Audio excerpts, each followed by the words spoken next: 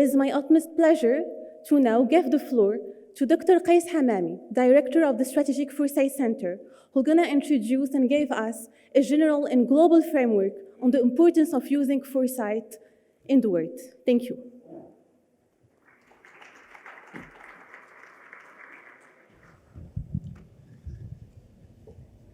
Bonjour à toutes et à tous. Excellence, Dr. Salem Al-Malek, Monsieur le Secrétaire Général, Dr. Abdelillah Ben Arafa, chers amis, chers collègues, chers professeurs, plus important, les professeurs et chers étudiants, l'homme de demain, avec grand H, hommes et femmes. Je suis vraiment très ravi d'être parmi vous aujourd'hui pour vous présenter un peu l'ADN de notre centre de prospective stratégique. La naissance de ce centre de prospective stratégique, à savoir la prospective, c'est de promouvoir la culture d'anticipation. Donc, on ne manque pas une occasion pour vous présenter les tenants et les aboutissants de cette démarche de prospective. Et je remercie encore une fois Dr. Salem Al-Malek parce qu'il n'arrête pas de promouvoir cette culture d'anticipation à travers le monde, à travers les 54 pays membres. Donc, pour présenter la prospective, le micro ne fonctionne pas, mais c'est pas grave. Pour présenter la prospective, j'essaie toujours de présenter la prospective à travers des métaphores.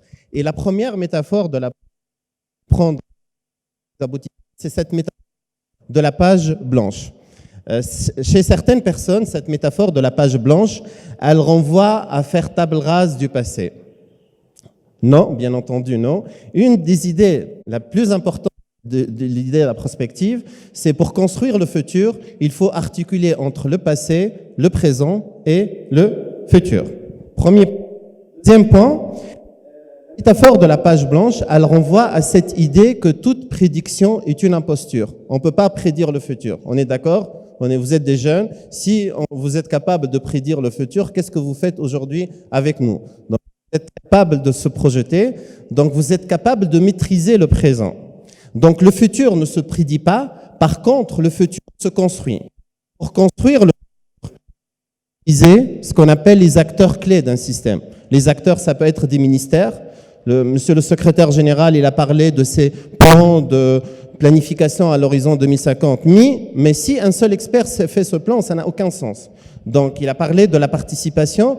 Donc, la vision de futur, elle se fait grâce à la mobilisation de ce qu'on appelle les acteurs clés. Les acteurs clés. Et là, les choses deviennent plus sérieuses. Ces acteurs clés, ils ont 4 attitudes face à l'avenir. Il y a les gens qui sont passifs. C'est les plus dangereux. Je crée beaucoup de problèmes. C'est comme l'autruche. Elle crée beaucoup de problèmes, mais elle est incapable de se projeter dans le futur. Et ça, malheureusement, on peut observer ce genre de personnes, les gens qui sont passifs. La deuxième attitude qu'on peut observer chez les acteurs clés, c'est l'attitude réactive. C'est quoi la réactivité ? C'est j'attends que le feu soit déclaré pour le combattre. C'est comme le pompier. Mais quand le pompier, il peut disparaître. C'est très dangereux. Donc, c'est une attitude aussi très dangereuse. La troisième attitude, et là je vous invite, vous jeunes, l'homme de demain, à maîtriser ça, c'est la préactivité. C'est quoi la préactivité ? C'est se préparer aux changements prévisibles, se préparer aux tendances lourdes. Vous savez, nous autres, l'humanité, on est en train de vivre un boom démographique sans précédent dans l'histoire de l'humanité. On va passer de 1 milliard à 2 milliards d'individus, donc beaucoup d'opportunités, mais il y a beaucoup de menaces, donc il faut se préparer. L'intelligence artificielle qui est en train de façonner le monde de demain. Elle est en train de fabriquer l'homme de demain. Vous savez, l'espérance de vie aussi, selon certains, c'est paradoxal. Chaque année, quand on vieillit de 6 mois, il y a une année d'espérance de vie. Donc, l'espérance de vie, elle est en train de passer jusqu'à 150 ans. Donc, le problème au jour d'aujourd'hui, on est à l'aise avec le présent. On est à l'aise avec le présent, on projette le